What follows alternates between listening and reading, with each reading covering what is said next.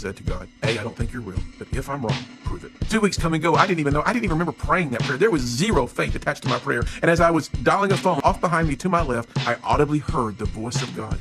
And the 2 words he spoke to me were, call Mom. I didn't hesitate. The phone rang 6 times, 7 times. On the 8th ring, my mother answered the telephone, and when she said hello, instantly I knew something was terribly wrong. For in that instant in time, when I hear God say to me, call Mom, and I did so, my mother was attempting suicide.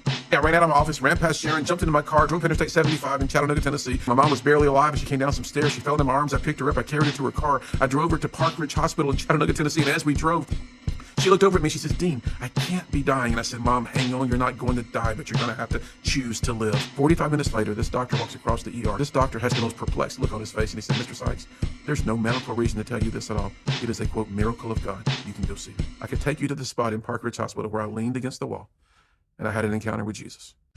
Something bad.